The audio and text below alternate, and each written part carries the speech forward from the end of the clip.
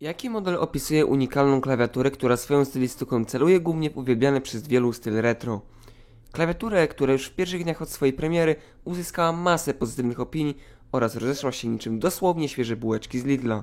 Będąc z wami szczery, nie byłbym sobą, gdybym sam przyszedł obojętnie wokół takiej ciekawej i zarazem charakterystycznej propozycji. Przed wami Crux Atax Pro Creator Retro RGB.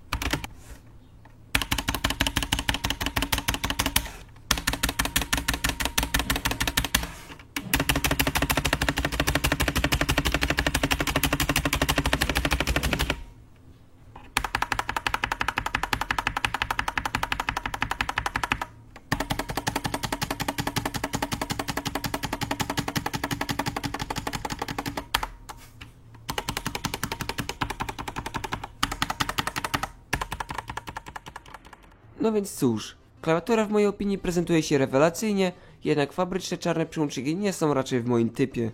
Jak dla mnie są nieco za ciężkie, a Springwing jest niestety dość mocno słyszalny.